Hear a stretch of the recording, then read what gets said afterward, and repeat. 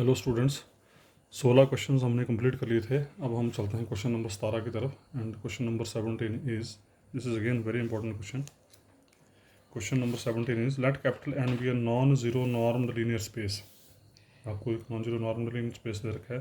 Prove that capital N is Banach space if and only if, implies and implied by बोल लीजिए या if and only if बोल लीजिए, एक ही बात है। N is Banach space if and only if, ये आपको एक सेट दे रखा है। x belongs to capital N such that x norm is equal to 1। मतलब इस सेट में कैसे एलिमेंट हैं, कैपिटल एन के वो एलिमेंट जिनका नॉर्म 1 के बराबर है। मतलब जिन जिन एलिमेंट का नॉर्म 1 के बराबर होता जाएगा वो एलिमेंट इस सेट के अंदर आते जाएंगे। ठीक है जी। तो बोल रहा है कि N is Banach space if and only this set is complete. ध्यान रखिएगा। तो we want to prove if N is Banach space then this set is complete and converse is also true. If this set is complete then N is Banach space. अब Banach space क्या आता है ये भी आपको पता है, completeness क्या होती है ये भी आपको पता है। तो प्रूफ की तरफ चलते हैं। हमने क्या किया, सबसे पहले ये जो सेट दे रखा है आपको, कैसा सेट दे रखा है जिसमें नॉर्म्ड लीनियर स्पेस के वो एलिमेंट जिनका नॉर्म 1 के बराबर है उसको नाम दे दिया मैंने कैपिटल ए। इसको नाम दे दिया मैंने कैपिटल ए। इस सेट को बजाय इतना बड़ा लिखने के हम सीधा इसको नाम दे के चलेंगे। तो let capital A is equal to this and capital N is Banach space to prove A is complete. तो हमने मान लिया कैपिटल एन जो है वो बनाक स्पेस है। हमने प्रूव करना है कि ये ए सेट जो है वो कंप्लीट है। अब एक चीज़ का बड़ा ध्यान रखें आप लोग, ये चीज़ें मैं बड़ी बार बोल चुका हूँ, बार बार रिपीट करता रहता हूँ कि जब भी आप किसी सेट के ऊपर काम करते हैं तो उस सेट की करेक्टरिस्टिक, उस सेट की प्रॉपर्टीज़ आपको पता होनी चाहिए। मतलब उस सेट का क्या करेक्टर है, क्या प्रॉपर्टीज़ हैं। इसका रीज़न ये है कि जब भी आप वहाँ से कोई एलिमेंट उठाएंगे तो that must satisfy the property of that set. और जिस भी एलिमेंट को इस सेट के अंदर भेजना है वो एलिमेंट भी उस सेट की प्रॉपर्टीज़ को सेटिस्फाई करना चाहिए, नहीं तो ऐसे इस सेट के अंदर नहीं जाएगा। अब इस सेट की प्रॉपर्टी क्या है, इसके अंदर नंबर 1 नॉर्म्ड लीनियर स्पेस के एलिमेंट्स हैं, नंबर 2 उन एलिमेंट्स का नॉर्म जो है वो 1 के बराबर है। इसका मतलब यहाँ से जो भी आप एलिमेंट उठाएंगे, एक तो वो एन का एलिमेंट होगा, मतलब नॉर्म्ड लीनियर स्पेस का एलिमेंट होगा, दूसरा उसका नॉर्म जो है वो 1 के बराबर होगा। तथा जिस भी एलिमेंट को इस सेट के अंदर भेजना है, एक तो वो नॉर्मल लीनियर स्पेस का एलिमेंट होना चाहिए तथा उसका नॉर्म जो है वो 1 के बराबर होना चाहिए। ओके। अब हमने प्रूव करना है कि ए कंप्लीट है। कंप्लीट प्रूव करने का तरीका ये भी आपको पता है। जिस सेट को कंप्लीट प्रूव करना, वहाँ एक कॉची सीक्वेंस उठाओ, ठीक है, फिर प्रूव करो कि वो कॉची सीक्वेंस कन्वर्स करती है। फिर प्रूव करना है कि वो कॉची सीक्वेंस जिसको कन्वर्स करती है वो भी उसी सेट में है जिस सेट से कॉची सीक्वेंस ली है। अब देखो ज़रा, let sequence x n be Cauchy sequence in capital A, जिसको कंप्लीट प्रूव करना, वहाँ हमने कॉची सीक्वेंस उठा ली। अब देखो जरा इस सेट की प्रॉपर्टी क्या है। एक तो इस कॉची सीक्वेंस का प्रत्येक मेंबर कैपिटल एन का मेंबर होना चाहिए और दूसरा उसका नॉर्म जो है वो 1 के बराबर होना चाहिए। ठीक है। तो sequence x n be Cauchy sequence in capital A, so this imply norm x n equal to 1, क्योंकि कैपिटल ए में जो भी एलिमेंट होंगे उनका नॉर्म 1 के बराबर है। But A subset of N, clear cut है। ए में क्या है, कैपिटल एन के एलिमेंट्स हैं, कैपिटल एन के वो एलिमेंट जिनका नॉर्म 1 के बराबर है। तो clear cut A subset of N. Capital A का अपना कोई वजूद नहीं, इसमें जो भी एलिमेंट आ रहा है वो कहाँ से आ रहा है, कैपिटल एन से आ रहा है। So A is always subset of N. इसका मतलब जो कॉची सीक्वेंस आपने ए में ली थी वो कहाँ चलेगी, कैपिटल एन में चलेगी। तो Cauchy sequence x n is Cauchy sequence in capital N, but capital N is complete, it is given. Capital N जो है वो आपका क्या है, बनाक स्पेस दे रखा है, it is Banach space, so it is complete. If capital N is complete तो इसका मतलब एक बात क्लियर होगी, क्योंकि कैपिटल एन कंप्लीट है, सीक्वेंस एक्स एन जो है वो कैपिटल एन की कॉची सीक्वेंस है, तो इसका मतलब it is very much clear कि ये सीक्वेंस एक्स एन पक्का कन्वर्स करेगी और जिसको कन्वर्स करेगी वो इस कैपिटल एन का एलिमेंट होगा। तो वो लिखा आपने, this imply there exist x belongs to capital N such that sequence x n converges to x as N approaches to infinity. क्योंकि कैपिटल एन कंप्लीट है, इसकी कॉची सीक्वेंस जो होगी वो हमेशा कन्वर्स करेगी और जिसको कन्वर्स करेगी वो भी उसी स्पेस में होगा जिस स्पेस से आपने कॉची सीक्वेंस उठाई है। तो उसका एक बात क्लियर होगी कि sequence x n converges to x. ठीक है। And in theorem number 3 you have proved if sequence x n converges to x तो sequence x n norm also converges to norm x. अगर सीक्वेंसेस कन्वर्स करती हैं तो उनके norm भी converse करते हैं बाय थ्योरम नंबर 3। और इसको और कैसे लिख सकते हैं, x n sequence converges to x लिखो या limit n approaches to infinity x n norm equal to x norm लिखो, की बात है। This imply norm x equal to 1, क्यों, because x n norm is equal to 1। X n norm 1 होगा तो 1 की लिमिट 1 ही रहेगी, तो x norm is equal to 1। तो इसका मतलब क्या हुआ, इस एलिमेंट का नॉर्म जो है वो 1 के बराबर हो गया, और जिस भी एलिमेंट का नॉर्म 1 के बराबर हो कहाँ जा रहे हैं, कैपिटल ए में जा रहे हैं, तो उसका एक्स कहाँ चला गया, ए में चला गया। और I think question is proved, मतलब आपने ए से कॉची सीक्वेंस ली थी, आपने प्रूव कर दिया कि ये कॉची सीक्वेंस कन्वर्स करती है, और उसके बाद प्रूव कर दिया कि ये कॉची सीक्वेंस जिस एलिमेंट को कन्वर्स करती है ये एलिमेंट भी उसी स्पेस में है जिस स्पेस से आपने कॉची सीक्वेंस उठाई थी। Since sequence x n is Cauchy sequence in capital A such that sequence x n converges to x in capital A, so capital A is complete. तो बस मेन चीज़ का आपने ये ध्यान रखना है कि जो सेट है उसकी करेक्टरिस्टिक्स देख लेनी, बस उसी के अनुसार चलना है आपने, उसी के इर्द गिर्द रहना है आपने। हमारा टारगेट था इस ए को कंप्लीट प्रूव करना, यहाँ से कॉची सीक्वेंस उठाई, प्रूव कर दिया कि वो कॉची सीक्वेंस कन्वर्स करती है, फिर प्रूव किया कि वो कॉची सीक्वेंस जिस एलिमेंट को कन्वर्स करती है वो ए में जाना चाहिए, और वो एलिमेंट ए में तभी जाएगा जब उसका नॉर्म जो है वो 1 के बराबर होगा, और यही हमने प्रूव करने की कोशिश की है। कन्वर्स उल्टा लेके चले, अब ये कंप्लीट दे रखा है, प्रूव करना है एन बनाक स्पेस है। अब बनाक स्पेस प्रूव करने के लिए हमारे को दो प्रॉपर्टीज प्रूव करनी पड़ती है, नंबर 1 ये नॉर्मल लीनियर स्पेस होना चाहिए, नंबर 2 ये कंप्लीट होना चाहिए। तो capital N it is given, capital N is normal linear space, so बाकी कह रहा है क्या प्रूव करने को, capital N is complete. It is sufficient to prove that capital N is complete because it is given that capital N is normal linear space. वो normal linear space की 4 property को सेटिस्फाई करता है, मतलब normal linear space दे रखा है, ये हमें प्रूव करने की जरूरत नहीं। तो हमें सिर्फ प्रूव करना है कि कैपिटल एन जो है वो कंप्लीट है, और कंप्लीट प्रूव करने का तरीका फिर वही सेम चीज़। और एक चीज़ का और ध्यान रखना, हमेशा जो हमें दिया होता है उसको आपने बीच में इन्वॉल्व करना, उसको यूज़ करना, इसका ध्यान रखना खास। ऐसा ना हो कि एन को कंप्लीट प्रूव करते करते ए के बारे में आप भूल ही जाओ कि ए भी कुछ चीज़ है यहाँ पे। तो जो चीज़ दे रखी होती है for every theorem, for every question in this universe, जो गिवन होता है इट इज़ ऑलवेज यूज्ड। तो now we want to prove capital N is complete. तो हमने क्या किया, कैपिटल एन को कंप्लीट प्रूव करना, यहाँ पर हमने एक सीक्वेंस उठा ली, sequence y n, be Cauchy sequence in capital N ले ली हमने। अब ये कॉची सीक्वेंस है तो उसका मतलब ये रिजल्ट होल्ड करेगा, y N minus by m whole norm converges to 0 या less than epsilon whatever you want to use as m comma n approaches to infinity and give it to number 1। अब थोड़ी सी defining है वो आपको याद करनी है, और इस डिफाइनिंग का मकसद यहाँ पर यही है क्योंकि जो आपको दे रखा है उसको आपने यूज़ करना है। तो मैंने क्या किया, फॉर ऑल एन मैंने एक्स एन डिफाइन किया बाई एन बटे बाई एन नॉर्म, ठीक है जी। जो हमें दे रखा है उसको हमने इन्वॉल्व करना, तो मैंने एक्स एन डिफाइन किया बाई एन बटे बाई एन नॉर्म, ये आपको याद करना है। फिर दोनों साइड मैंने ले लिया नॉर्म, जब दोनों साइड नॉर्म लिया तो x n norm equal to y n बटे y n norm whole norm, ठीक है जी। तो ऊपर बाई एन का नॉर्म बन गया और नीचे नॉर्म का नॉर्म नॉर्म में रहेंगे, कोई फर्क नहीं पड़ेगा। तो by n norm cancel out because norm of any number any element is always some real number, ये भी रियल नंबर बन गया, ये भी रियल नंबर बन गया, तो दोनों कैंसिल हो जाएंगे यहाँ से। तो ultimately x n norm is equal to 1। तो हमने एलिमेंट इस तरीके से डिफाइन किया कि इसका नॉर्म जो है 1 बन गया, और जिस भी एलिमेंट का नॉर्म 1 बन रहा हो कहाँ जा रहे हैं, कैपिटल ए में जा रहे हैं, ठीक है जी। अब ये सीक्वेंस एक्सन, ये जो एक्सन है जो कि ए में चला गया, अब हम देखेंगे कि ये एक्सन जो है, ये एक्सन जो है ये ए के लिए कॉची सीक्वेंस का काम कर रहा है। Now we will prove that sequence x n is Cauchy sequence in capital A, ठीक है। क्यों है ये आपको अंदाज़ा लास्ट में लगेगा जाके। Now we will prove this x n sequence is Cauchy sequence in capital A. तो देखते हैं ना वो कॉची सीक्वेंस प्रूव करने का तरीका, x N minus x m whole norm हम लेके चले। देखो हमने प्रूव करना बेसिकली एन कंप्लीट है, तो हमने एन में कॉची सीक्वेंस उठाई थी, ठीक है। और हमारा मेन मकसद है कि ये प्रूव करना है कि बाई एन सीक्वेंस कन्वर्स करती है, और जिसको कन्वर्स करती है वो एन का एलिमेंट है। लेकिन इसको प्रूव करने के लिए अब मैं पहले जो हमें दे रखा है उसकी हेल्प ले रहा हूँ पहले। तो उसकी हेल्प के लिए हमने ये nth एलिमेंट उठा लिया ए में, मतलब we proved it. Now we will check whether this sequence is Cauchy sequence in capital A और नॉट, फिर देखते हैं क्या होता है।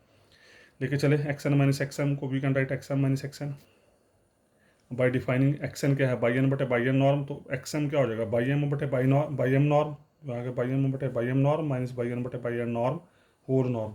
सिंपल कैलकुलेशन है, कुछ नहीं है। फिर क्या किया हमने, इसमें बाई एन बटे बाई एम नॉर्म को घटाया और बाई एन बटे बाई एम नॉर्म को ऐड कर दिया, सब्ट्रैक्ट और ऐड कर दिया, ठीक है। और ऐड सब्ट्रैक्ट करने के बाद अलग अलग कर दिया, ये बन गया a plus b whole norm is less than equal to a norm plus B norm. It is already proved, you know very well a plus b whole norm is less than equal to a norm plus B norm.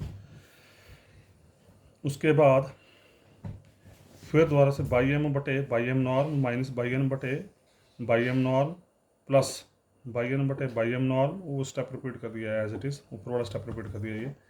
तो no need to repeat it. उसके बाद फिर क्या किया हमने, पहला वाला step as it is रखा, पहले वाला एज इट इज़ रखा और दूसरे में एलसीएम ले लिया। Y M norm into y n norm हमने एलसीएम ले लिया, ये एम है यहाँ पे, this is y n into y n norm minus y n into y M norm बटे y M norm into y n norm. ठीक है जी, फर्स्ट एज इट इज़ रखा, सेकंड में हमने एलसीएम ले लिया। उसके बाद होल नॉर्म को खोल दिया, ऊपर में लग गया नॉर्म, नॉर्म का नॉर्म कोई फर्क नहीं पड़ेगा, एज इट इज़ रहेगा। यहाँ पे y n common, y n into y n norm minus by M norm whole norm बटे ये आ गया, यहाँ पे नॉर्मल ऊपर नीचे अलग अलग कर दिया।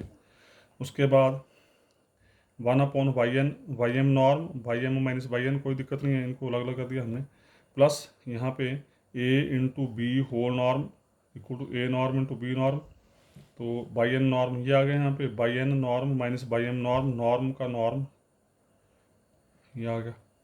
ठीक है, कोई फर्क नहीं पड़ा, बटे y M norm into y n norm, और y n norm y n norm दोनों कैंसिल हो गए। क्यों कैंसिल हो गए? क्योंकि norm of any vector is always some real number, जो मैंने यहाँ एक्सप्लेन किया है।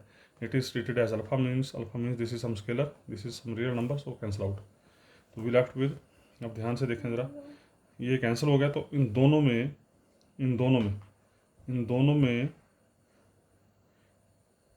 सेम चीज़ें हैं, y m minus y n norm बटे बाई एम नॉर्म, ये आ गया बाई एन नॉर्म, सॉरी हाँ ठीक है, तो ये चीज़ एज इट इज़, और ये चीज़ by theorem number 2, it is proved in theorem number 2 y n norm minus by M norm is less than equal to y N minus by m whole norm, it is proved in theorem number 2, you can check.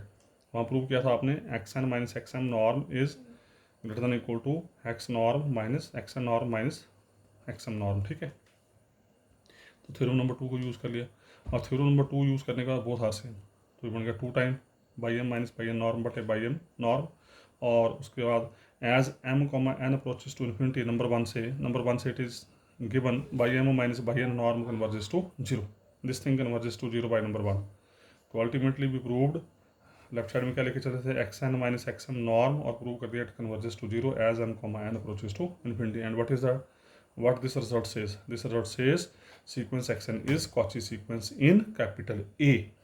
आप ये sequence action कहाँ लेके चले थे, capital A में लेके चले थे, और हमने प्रूव कर दिया कि ये सीक्वेंस एक्शन जो ए में थी ये एक कॉची सीक्वेंस है, बट ए इज़ कम्प्लीट, लेकिन ए कम्प्लीट इधर क्या, अगर ए कम्प्लीट है तो इसका मतलब ये सीक्वेंस एक्शन पक्का कन्वर्स करेगी, और जिसको कन्वर्स करेगी वो भी ए का एलिमेंट होगा, तो देयर एग्जिस्ट, फिर वही एक्स बिलोंग्स टू ए किसका सबसेट है, एन का, such that limit n approaches to infinity x n is equal to x. अब ध्यान से देखना जरा, इसका मतलब ये एक्स कहाँ चला गया, एन में चला गया, तो n limit n approaches to infinity equal to x,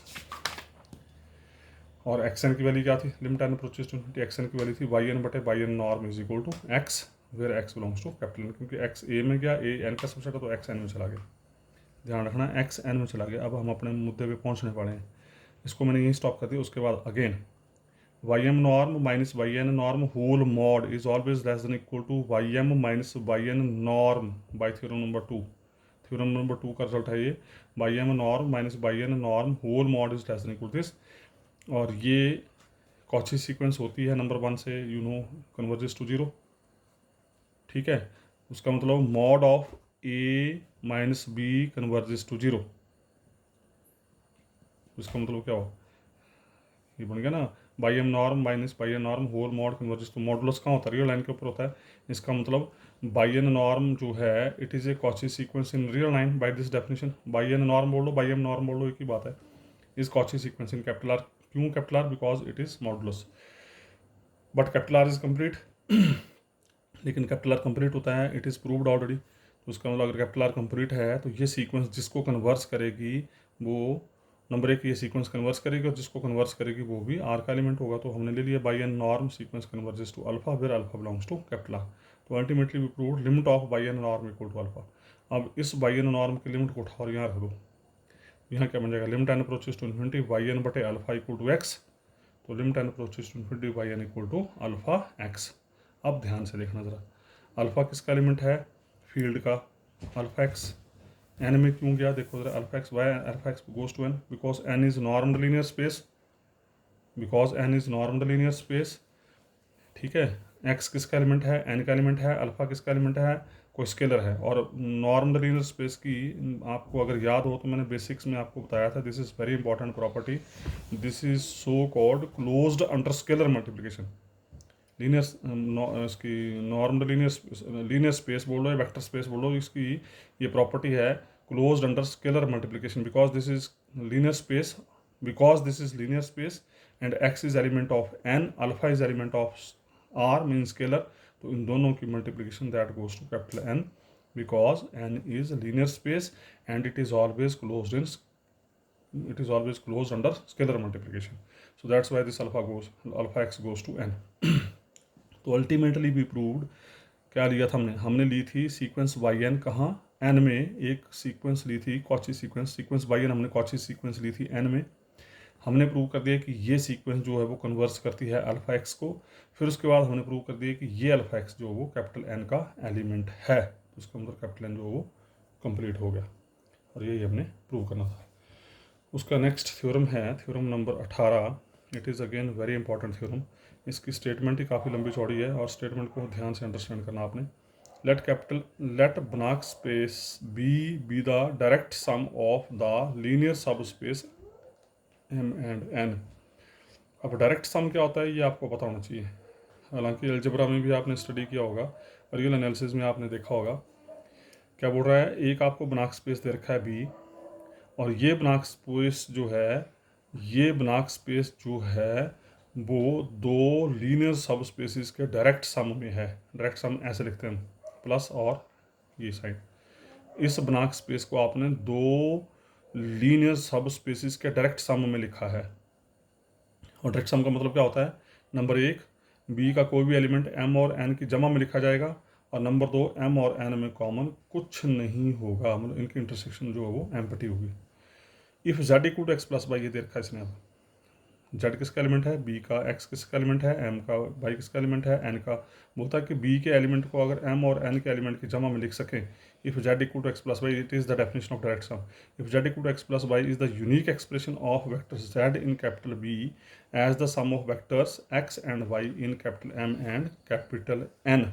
z is element of B, x is element of M, y is element of N. It is all this all is given. Then a new norm can be defined. बोलता अगर ये सब कुछ है तो हम एक नया नॉर्म डिफाइन कर सकते हैं on the linear space B, इस बी के ऊपर एक नया नॉर्म डिफाइन कर सकते हैं। कैसे, z norm dash equal to x norm plus y norm, मतलब ये z equal to x plus y जो दे रखा था आपको, ये जो z equal to x plus y expression दे रखा है, इसकी हेल्प से हम एक नया नॉर्म डिफाइन कर सकते हैं, z norm dash equal to x norm plus y norm, prove that this actually is norm. अब हमने प्रूव क्या करना है कि ये जो आपने डिफाइन किया है एक नया रिजल्ट, तो बोलता है कि ये रिजल्ट जिस भी सेट के लिए होल्ड करता है, जिस भी सेट के लिए ये रिजल्ट होल्ड करता है, that set is actually a norm, वो सेट नॉर्म होगा। और उस सेट को नाम दे दिया हमने यहाँ पे B dash. It is all given in the question. ये जो प्रॉपर्टी है जिस भी सेट के लिए एग्जिस्ट कर रही है, that set must be a norm. Norm means normal linear space. If B dash symbolise linear space B acquired with a new norm, बोलने का मतलब कि ये जो नया नॉर्म आपने डिफाइन किया, अगर ये नए नॉर्म को बी डैश सेटिस्फाई करता है, तो प्रूव करना है कि ये बी डैश जो है वो बनाक स्पेस है if m and n are closed in capital B। बोलता है कि ये बी डैश जो बनाक स्पेस बन जाएगा अगर m तथा n जो हैं वो B में क्लोज्ड सब स्पेस होंगे। मतलब अगर m और n जो आपने सब स्पेसिस डिफाइन किए थे B के लिए, अगर वो क्लोज्ड होंगे तो उस केस में ये बी डैश इस नॉर्म के तहत बनाक स्पेस बन जाएगा। अब देखो कितनी कहानियाँ पाई इसने पहले स्टोरी बनाई है, स्टोरी बना के फिर प्रूव करना है हमने कि बी डैश जो है वो बनाक स्पेस है। अब क्लोज्ड आपको पता है क्लोज्ड क्या होता है, टोपोलॉजी में आपने काफ़ी कुछ डिटेल में स्टडी किया है। क्लोज्ड सेट क्या होते हैं, which contain all it's limit points, और वहाँ पर आपने टोपोलॉजी में एक थ्योरम प्रूव की है, क्लोज्ड सब space of a complete space is complete. अब देखो m और n क्लोज्ड कहाँ है, कैपिटल B में। कैपिटल B क्या रखा है आपको, बनाक स्पेस। बनाक space means capital B is complete. तो इसका मतलब एक बात क्लियर होगी, अगर कैपिटल B कंप्लीट है, m तथा n कैपिटल B के क्लोज्ड सब स्पेसिस हैं, तो ये क्लोज्ड सब स्पेसिस हमेशा कंप्लीट होंगे। इसका मतलब एक बात क्लियर होगी यहाँ पर ये एम तथा एन जो हैं वो कंप्लीट हैं, ध्यान रखिएगा। This is because of this theorem which is proved in topology. तो सिर्फ परेशान करने के लिए क्वेश्चन में क्लोज्ड वर्ड यूज़ किया है, और इस क्लोज्ड वर्ड का यहाँ पे कोई लेना देना नहीं है। In place of closed we will use m and n are complete. Why complete? Because जो भी सब स्पेसिस क्लोज्ड होते हैं किसी कंप्लीट स्पेस के, तो वो क्लोज्ड सब स्पेसिस हमेशा कंप्लीट होते हैं। तो हम क्लोज की बजाय we will use m and n are complete. Okay, तो फिर वही पुरानी बातें हमने प्रूव करना है कि वी डैश जो है वो क्या है, ब्लैंक स्पेस है। तो इसके लिए पहले प्रूव करेंगे कि बी डैश जो है वो नॉर्म्ड लीनियर स्पेस है, ठीक है। फिर प्रूव करेंगे बी डैश जो है वो कंप्लीट है। तो to prove B dash is normed linear space by this defining z norm dash equal to x norm plus y norm. Z norm dash लिखो या जेड नॉर्म डैश जेड की value रख के x plus y norm dash लिखो, एक ही बात है। तो अल्टीमेटली बोलने का मतलब ये हुआ कि x plus y norm dash, अगर नॉर्म के अंदर दो एलिमेंट दो वेक्टर की जमा है, नॉर्म इस डैश वाले नॉर्म के अंदर दो वेक्टर जमा में हैं, तो उन दो वेक्टर्स को हम अलग अलग नॉर्म में जमा करके लिख सकते हैं। And there is sign of equality always, otherwise less than equal to आता है, यहाँ ध्यान रखना है। बट ये डिफाइनिंग कुछ इस तरीके से दे रखी है कि देर इज इक्वालिटी, ठीक है जी। ये डिफाइनिंग ही कुछ ऐसे दे रखी है कि यहाँ इक्वालिटी होल्ड कर रही है। तो ये आपको डिफाइनिंग दे रखी है। अब इस डिफाइनिंग के तहत we will check it is normally in space. तो मैं थोड़ा सा जल्दी कर रहा हूँ, you can easily do it.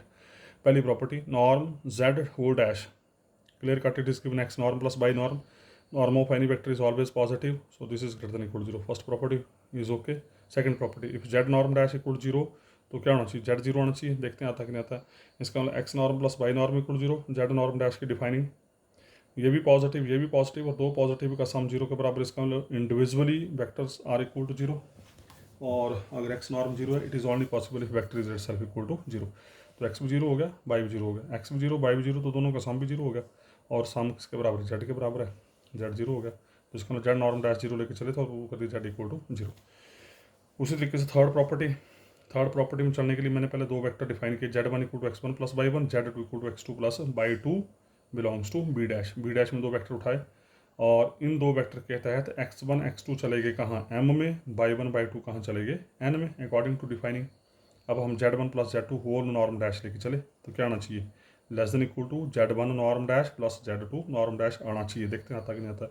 Z one और जेड टू की वैल्यू रख दी, डैश चल रहा है साथ में, एक्स वाले इकट्ठे कर दिए, बाई वाले इकट्ठे कर दिए।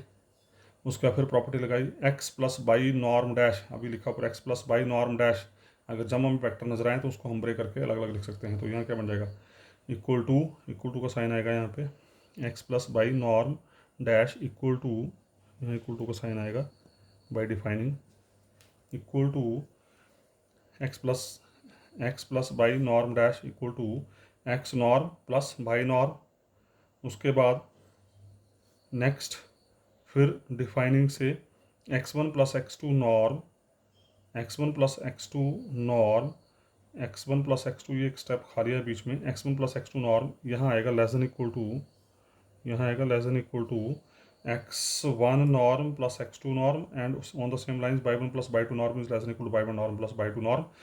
मतलब एक स्टेप से दो स्टेप कर दिए, और उसके बाद हमने एक्स वन बाई वन इकट्ठा कर दिया, एक्स टू बाई टू कर दिया, और x one norm plus y one norm बन गया z one norm dash by reverse defining, x two norm plus y two norm बन गया z two norm dash by reverse defining. चौथी property, alpha z norm dash equal to, z की value put कर दी x plus y, क्या prove करना हमने, alpha z norm dash क्या आना चाहिए, alpha mod z norm dash आना चाहिए। तो देखते हैं, जेड की वैल्यू पुट कर दी, अल्फा से मल्टीप्लाई कर दिया, फिर डिफाइनिंग से ये x plus y norm dash बन गया x norm plus y norm, और उसका अल्फा एक्स नॉर्म बन गया alpha mod into x norm, ये बन जाएगा alpha mod into y norm, alpha mod common आ गया, उसका x norm plus y norm आपका जेड नॉर्म डैश के बराबर है। तो चार प्रॉपर्टी होगी, this imply B dash is normally in space. Now we will prove B dash is complete when m and n are closed. अब हम करेंगे बी डैश जो वो कंप्लीट है, और कंप्लीट प्रूव करने का तरीका फिर वही सेम चीज़, सेम स्टेप्स। जिसको कंप्लीट प्रूव करना है, बी डैश को कंप्लीट प्रूव करना, वहाँ हमने एक सीक्वेंस उठाई जेड एन, हमारा टारगेट है नंबर एक, ये सीक्वेंस कन्वर्स करती है, नंबर दो जिसको कन्वर्स करेगी वो भी बी डैश का ही एलिमेंट होना चाहिए।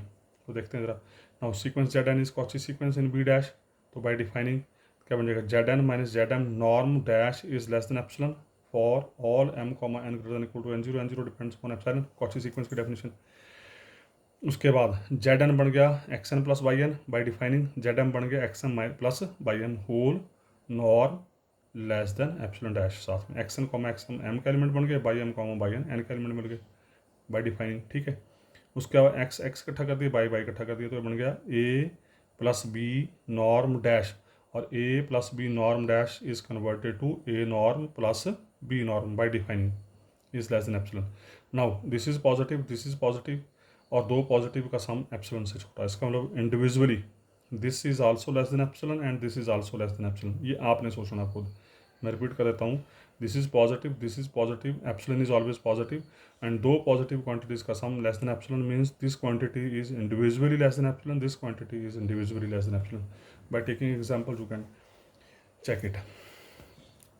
इसका मतलब xn minus xm norm is less than epsilon, Y N minus by M norm is less than epsilon. इसका मतलब क्या होगा, this sequence xn is Cauchy sequence in capital M because xn and xm are element of M। तो इसका मतलब xn सीक्वेंस कहाँ होगी, बाई एक्सन सी कॉची सीक्वेंस कहाँ बन गई M में, और बाई एन कॉची सीक्वेंस कहाँ बन गई N में। तो by N are Cauchy sequences in M and N, but यहाँ मैं एक लाइन ऐड कर रहा हूँ, M and N are closed, mind it is given, but M and N are closed.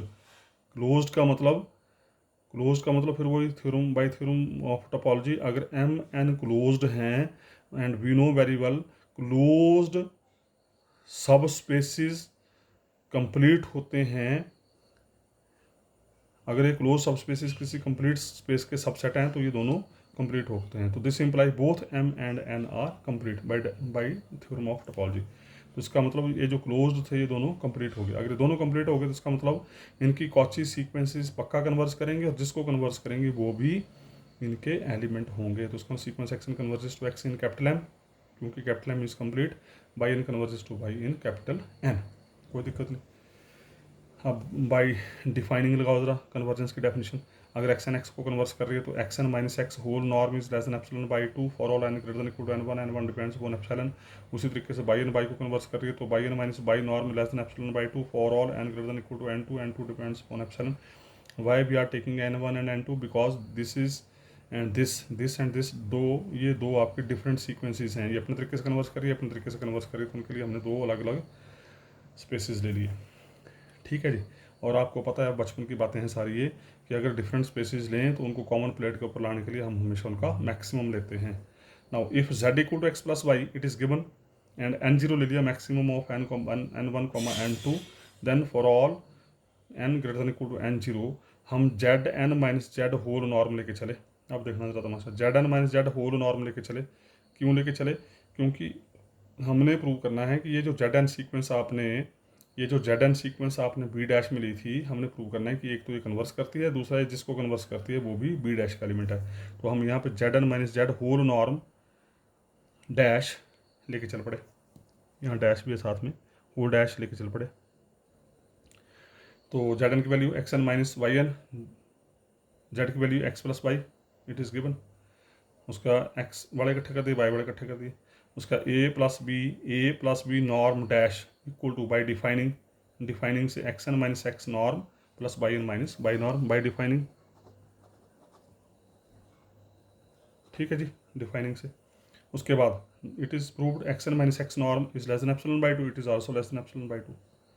ठीक है, for all n is greater than equal to n naught. So ultimately we proved Zn minus Z whole norm dash is less than epsilon. इसका मतलब Zn sequence converges to Z in capital B dash. तो sequence Zn converges to Z in capital B dash, मतलब converse भी कर गई और ये Z जो है वो किसका एलिमेंट चला गया, B डैश का एलिमेंट चला गया। तो इट इज़ जो कंप्लीटनेस की डेफिनेशन थी वो पूरी होगी, तो बी डैश जो वो कंप्लीट हो गया। नॉर्मल लीनियर स्पेस आपने पहले प्रूव कर दिया, so it is Banach space. तो ultimately b dash is Banach space. उसके बाद नेक्स्ट है question number 19। Question number 19 is again very important, give an example of a normal linear space which is not Banach space. ये पूछा गया paper में कई बार आपने एक ऐसा एग्जांपल देना जो नॉर्मल लीनियर स्पेस तो है पर ब्रांच स्पेस नहीं है। ब्रांच स्पेस नहीं है मतलब कंप्लीट नहीं है, कंप्लीट नहीं है मतलब अगर आप इसमें को कॉची सीक्वेंस लें तो हम प्रूव करेंगे कि वो कॉची सीक्वेंस जो वो कन्वर्ज ही नहीं करती है इस स्पेस में। तो देखते हैं जरा, और ये एग्जांपल आपको याद रखना पड़ेगा। कंसीडर लीनियर स्पेस सी क्लोज ब्रैकेट में 0 to 1 real valued continuous functions, ये एक स्पेस लिया which is of real valued continuous functions defined on close interval 0 to 1।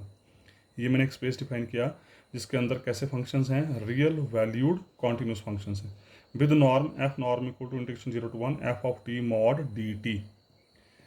ठीक है, और उस स्पेस के एलिमेंट की खासियत क्या है, अगर उनके हम नॉर्म लें तो उनका नॉर्म बन जाता है 0 to 1 F of T mod D T.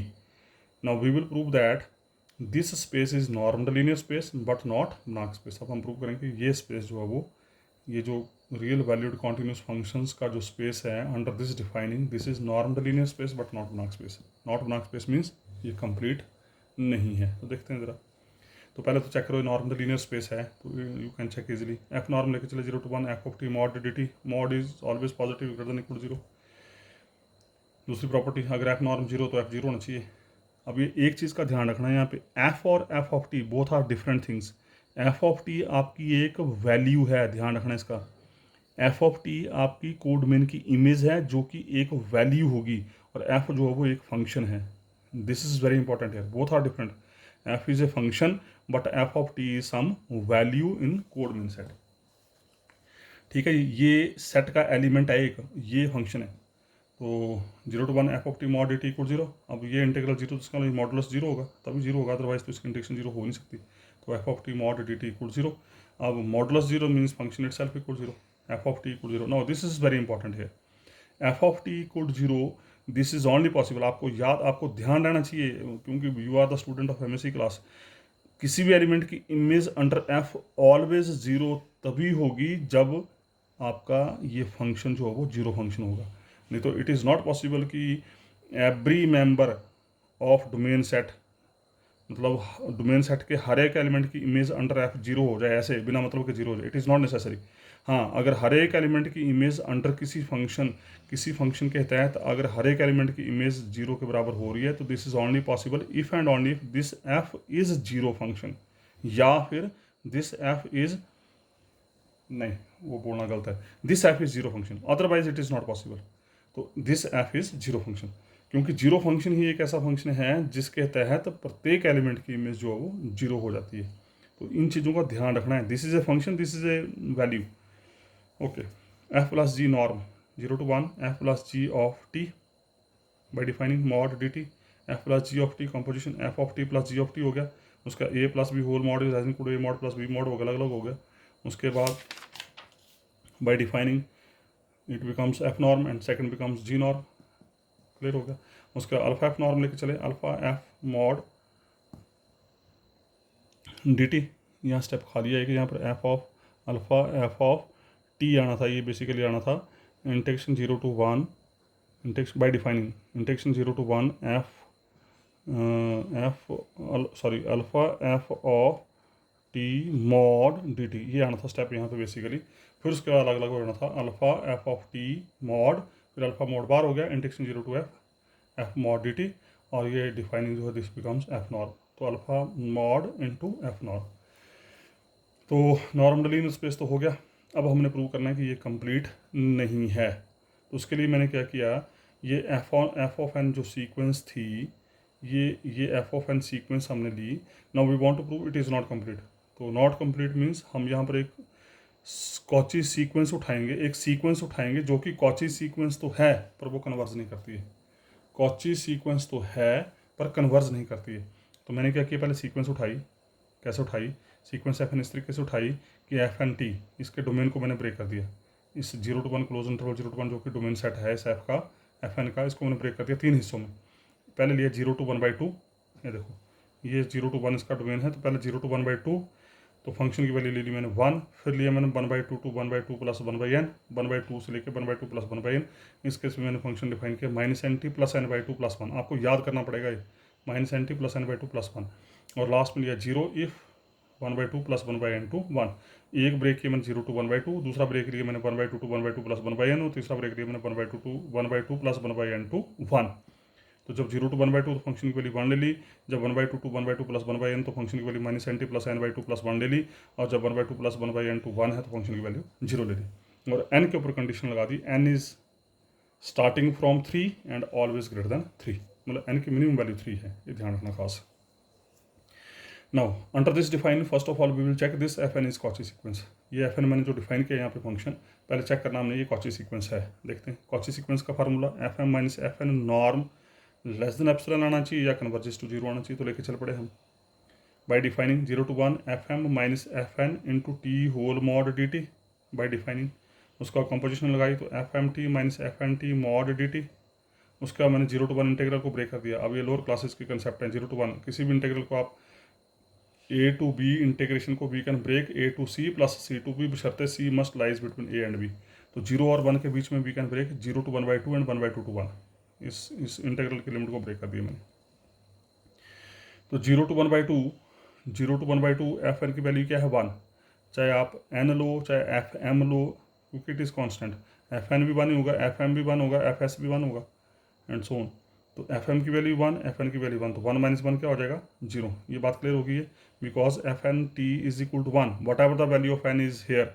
f1 हो जाए, f2 हो जाए, f3 हो जाए, f10 हो जाए, f लाख हो जाए, f करोड़ हो जाए, इट इज़ ऑलवेज 1। तो एफ एम भी 1, एफ एन भी 1, तो इट इज़ 0। 1 minus 1 is 0। तो ये इंटीग्रल तो हो गया खत्म सीधे, we left with this integral. उसके बाद क्या किया मैंने, 1/2 to 1 F M minus F N whole mod, इसको ब्रेक कर दिया, less than equal to 1/2 to 1 F M T mod D T 1/2 to 1 F N T mod D T, और इसको कर दिया नंबर 1। अब हमारा मेन टारगेट है इसको और इसको सॉल्व करना। इन दोनों को सॉल्व करो, यहाँ रखो एंड गेट द रिजल्ट। तो हम क्या करेंगे, एक को सॉल्व करेंगे, दूसरे को सिमिलरली करेंगे, क्योंकि फ़र्क कितना है, फ़र्क सिर्फ m और n का ही है, बाकी को फ़र्क नहीं है यहाँ पे। ठीक है जी, तो लेके चले आगे। अब 1/2 to 1 एफ एम टी लेके चल पड़े, कोई दिक्कत नहीं है। ठीक है जी, अब 1/2 to 1 को फिर ब्रेक किया मैंने, 1/2 to 1/2 प्लस 1/m, m में तो m आ जाएगा, 1/2 plus 1/m to 1 according to defining. ठीक है, तो मैंने 1/2 to 1 को फिर ब्रेक कर दिया। और जब 1/2 to 1/2 प्लस 1/m ब्रेक किया तो what is the value of function, 1/2 से 1/2 प्लस 1/n फंक्शन की वैल्यू क्या है -nt प्लस n/2 प्लस 1। यहाँ n है तो यहाँ n आ जाएगा, यहाँ m है तो यहाँ पे m आ जाएगा। तो यहाँ पर m है तो यहाँ पर ये m आ गया, -mt plus m/2 plus 1 mod dt। और 1/2 प्लस 1/m to 1 आपको फंक्शन की वैल्यू 0 दे रखी है, 1 प्लस 1/2 प्लस 1/n to 1 आपको फंक्शन की वैल्यू 0 दे रखी है, तो इट बिकम 0। ये तो 0 होगा, तो इसका ये इंटीग्रल फिर खत्म हो गया, we left with only this integral. उसके बाद ये बच गया 1/2 to 1/2 plus 1/m minus mt plus m/2 plus 1 mod dt। उसके बाद मैंने मॉडुलस हटा दिया यहाँ पे। It is very important here now. अब ये थोड़ा सा टास्क मैं आपको दूंगा, आप घर जाके देखें, मैं आइडिया दे रहा हूँ आपको। मॉडुलस इतनी आसानी से नहीं हटता, ध्यान रखना। Mod x always gives 2 values, either plus और माइनस, लेकिन यहाँ पर इसका mod always gives plus value. Why plus value, because -mt plus m/2 plus 1 का मॉड इज ऑलवेज पॉजिटिव। इसका मॉड जो है, this value is always positive, this value is positive. m की वैल्यू क्या, 3 या 3 से बड़ी। अब रख के देख लीजिए यहाँ पे, m की वैल्यू 3 या 3 से बड़ी, आप m की वैल्यू 3 या 3 से बड़ी रख के देखो। और t की वैल्यू क्या है 0 to 1। मैं आपको बोल रहा हूँ, ये आपने करना, आपका टास्क है। m की वैल्यू 3 या 3 से बड़ी रखनी, जो आपका मन करता है। और t की वैल्यू क्या है, t की वैल्यू है 0 to 1, और t की वैल्यू 0 to 1 के 0 और 1 के बीच में 0 1 रख के देख लेना आपने, it is always positive. t की वैल्यू है 0 to 1 और m की वैल्यू 3 या 3 से बड़ी, जो आपका मन करता है वैल्यू रखो। This number is always positive for all t belongs to close interval 0 to 1 and for all m greater than equal to 3। So that's why this modulus becomes this, मतलब mod of this is this, this is equal to positive time. अब उसके बाद simple काम है, now you can integrate it. Simple task है, +2 level का काम है। -mt into d T m/2 dt 1 dt, ये आंसर डायरेक्ट लिखा है यहाँ पे। आपने इसको इंटीग्रेट करना है। इसकी इंटीग्रेशन क्या आएगी, -mt²/2। इसकी इंटीग्रेशन क्या आएगी, +m/2t प्लस t, और फिर अपर limit minus lower limit. T की जगह पहले ये पुट करना, फिर टी की जगह ये पुट करना, upper limit minus lower limit, solve it and get this result. तो ultimately the value of this integral equal to 1/2। तो on the same lines value of f N T mod D t, दूसरा integral जो था number 1 में, क्या बन जाएगा 1/2n। अब इन दोनों वैल्यू को उठाओ और नंबर 1 में रख दो, तो नंबर 1 के बन क्या बन जाएगा, F M minus F N norm is less than equal to 1/2m plus 1/2n। and clear cut. As m comma n approaches to infinity, something over infinity is 0, something over infinity is 0, so this converges to 0 as m comma n approaches to infinity. तो इसका मतलब यहाँ से prove हो गया कि ये sequence F N जो है वो कॉची सीक्वेंस है, because we proved F M minus F N norm converges to 0. इसका sequence F N is Cauchy sequence. आप यहाँ पर F M minus F N कर लो या F N minus F M कर लो, क्योंकि नॉर्म के अंदर आप you can interchange, no problem. और वैसे भी ये बातें आपसे पहले मैं कर चुका हूँ कि जब भी कोई सीक्वेंस कन्वर्स करती है तो उसका हर एक एलिमेंट एक ही नंबर को कन्वर्स करता है. मतलब एफ एन भी उसी को कन्वर्स करेगी, एफ एम भी उसी को कन्वर्स करेगी. तो whether you can write here sequence F n और you can write here sequence f m, no problem. तो ये कॉची सीक्वेंस तो होगी. अब हमने प्रूव करना है कि ये कॉची सीक्वेंस कन्वर्ज नहीं करती है. कन्वर्ज नहीं करती है का मतलब ये कॉची सीक्वेंस की लिमिट जो है वो यूनिक नहीं है. आपको पता होना चाहिए जब भी कोई सीक्वेंस की लिमिट एग्जिस्ट करती है इट इज़ ऑलवेज यूनिक. लेकिन यहाँ पर क्या हो रहा है, यहाँ देखो ज़रा, but sequence F N converges to 1 और 0. या तो ये 1 को कन्वर्स करिए या 0 को कन्वर्स करिए, इसकी लिमिट यूनिक नहीं है यहाँ पे. As N approaches to infinity at T equal to 1/2. अब आपने जो डिफाइनिंग की थी इसकी, अगर आप उस डिफाइनिंग को ध्यान से देखें ज़रा, देखो ज़रा, बोलता जब टी की वैल्यू 1/2 रखेंगे आप, ये देखो, जब टी की वैल्यू 1/2 रखेंगे the value of function is 1. Value of function is 1 बोल रहे या limit of function is equal to 1 बोल रहे की बात है यहाँ पे. जब टी की वैल्यू 1 पर्टिकुलर है टी इक्वल टू 1/2, बाकी सबके लिए तो ठीक है, बाकी दिक्कत नहीं आएगी कोई भी. लेकिन जब टी की वैल्यू 1/2 रखेंगे तो एफ एन की वैल्यू 1 आ गई. यहाँ टी की वैल्यू 1/2 रखो, यहाँ पे यहाँ टी की वैल्यू 1/2 रखेंगे तो ये टर्म और ये टर्म गोज आउट, क्या बचा, पानी बचा. तो इस एफ एन की वैल्यू फिर 1 आ जाएगी. और तीसरे के केस में एफ एन की वैल्यू 0 है.